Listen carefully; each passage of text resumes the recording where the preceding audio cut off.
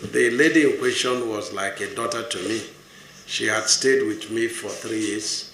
She was a staff of the Federal Medical University. She was a nurse and not a physiotherapist.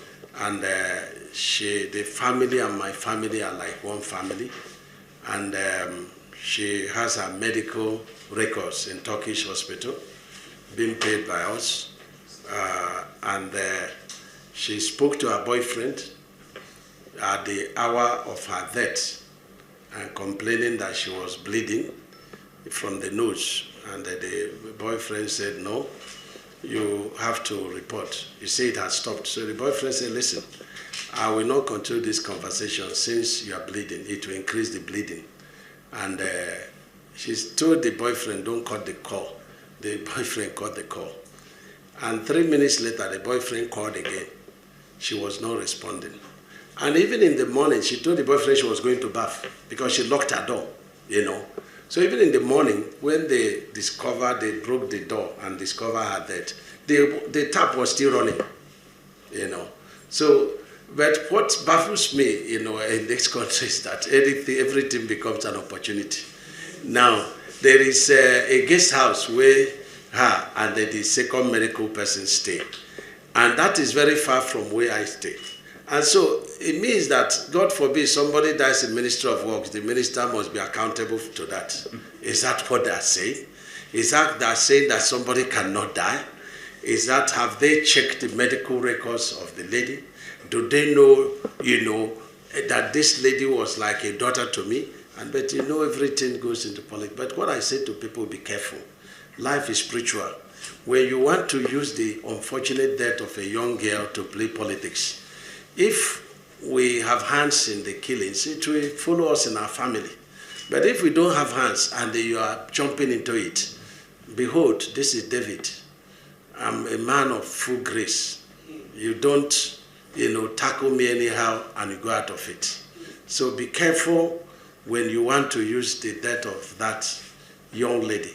You know, one of my best workers, a nurse, a staff of the federal. Somebody said, oh, they were transported, you know. The second girl is from Benue State, you know, and that girl has worked with me as a governor before she was employed. And so when people darken the so why I'm not talking to the president, that means nothing, but very painful to me that that girl passed on, you know.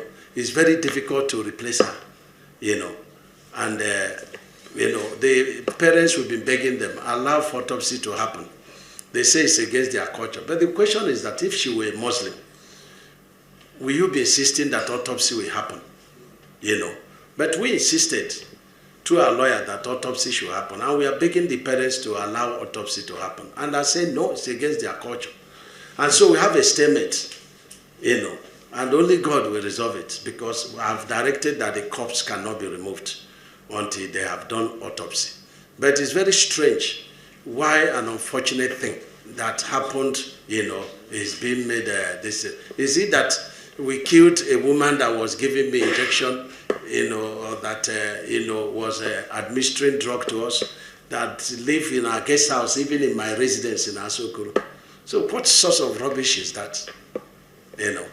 So, but people should be careful, because when I kneel down to pray, I say, when you push yourself into this, I say, God, may the death of the girl be better than their own death. That's my prayer for everybody that is using it to play politics. But if we have hands, let it also follow us. Because it can be very annoying when people use, you know, people's, you know, unfortunate incidents and are playing politics. Some people are calling me, we are this organization, we want to do protest, we want you to see us. You know, what is it? This is David. You know, I don't fear battle, you know, and I've never lost any, you know. But life is spiritual. We need to be very, very careful. We've reported to IG to transfer the case to Abuja, so that, you know, because I'm from a former governor there, so let them transfer it to Abuja and let them beg the family to do autopsy. I'm begging the family to meet with IG so that maybe IG can convince them. But there are medical records in Turkish hospital. The last one was on 5th of April, and it cost me 2.2 million. The records are there. I paid 2.2 million. So that is it. So I don't want to go because it's like a daughter that died. So I'm mourning, and I laugh at, so she says a physiotherapist. They presented the girls as if they were wrong girls.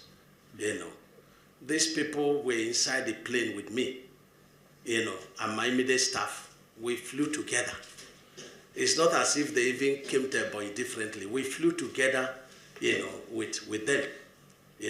We're going to Lagos, and this is not the first time. The boyfriend also told us that in Lagos, which was when we went for this coastal road, that she called him and said she was bleeding from the nose. He said, no, report to your boss. He said the boss will insist that she should go back to hospital, that she didn't want, and she don't stress me. So he said, look for hospital around there and go. That's the confession of the boyfriend, And so I've asked the police to go to the call log, and then they will see the last discussion, the girl had with the boyfriend at the hour of that, because the moment the boyfriend started calling again, she was not picking the call again. So you can go to the call log of the boy, go to the call log of the girl, and you hear the conversation. It's an unfortunate thing that happens. And like I said again, she's been receiving treatment at Turkish hospital, and the medical records are there. So I don't want to join issues with anybody, but just know that the guest house far from where I was staying, and as the head of that home, I take responsibility in making sure that, the right thing is done. But I suspect no foul play, but because, is it the girl, the colleague from Benue State, that who they sleeping on the same bed? Is it the girl that we remotely kill her because her door was still locked? That door was broken before she did this thing, and the tap was still running, And the police, because I think she was going to bath, and so when they took her to the mortuary, that's when the police took the picture in the mortuary. They don't dress up in the mortuary, and took the picture, and they send out damaging information. The unexpected death of Mary Habila, a young nurse attached to the Federal Ministry of Works, has sparked intense public interest. She was found dead inside the residential country home of the Minister of Works, David Umahi, in Ebonyi State. In response to growing public questions, Minister Umahi held a press conference to clear his name. However, a closer look at his statement reveals a complex layer of political defense, power dynamics, and the deep-seated realities of how powerful elites handle crises in modern Nigerian governance. When a scandal breaks involving a high-ranking public official, a common political tactic is to claim that critics are just playing politics. The minister heavily relied on this strategy by warning people against politicizing the nurse's death. One of the most striking parts of the minister's defense was his shift from legal arguments to spiritual ones. In any crisis management manual, the golden rule is to control the story before someone else does. The minister did this by sharing very private details about the nurse's final moments. He talked about her medical history at the Turkish hospital, her phone call with her boyfriend, her nose bleeding, and how the bathroom door had to be broken.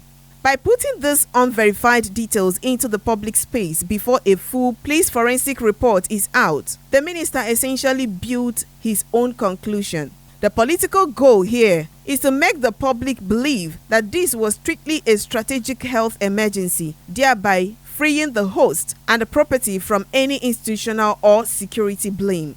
Another clear undertone is the use of paternalism, acting like a protective father figure. The minister repeatedly emphasized that the nurse was like a daughter and that his family took care of her medical bills. While this sounds compassionate, in politics, it serves as a moral shield. The subtext tells the public that a generous benefactor could never be involved in foul play. It humanizes the politician and makes any suspicion seem ungrateful and malicious. Despite these strong defense strategies, prominent voices are pushing back. Former Minister of Youth and Sports Development, Solomon Dalong, recently stepped forward to demand an independent investigation into Mary Habila's death. that long raised critical questions about institutional accountability, asking why a public health employee was assigned as a personal nurse to a serving minister and whether public resources were being used appropriately.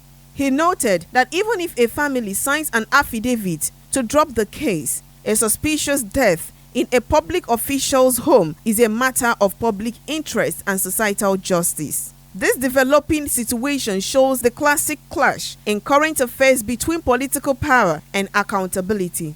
The minister's words were carefully chosen to shut down the conversation using a mix of state authority, spiritual warning, and personal charity. Yet, as civil society calls for deep forensic clarity, this story underscores a larger truth. In the court of public opinion, a leader's power must always be balanced against the values of a citizen's life. So I want to get your take. Do well to share, comment, and subscribe in case you've not done that. Don't forget to hit the notification bell so you'll be the first to get our videos as they drop.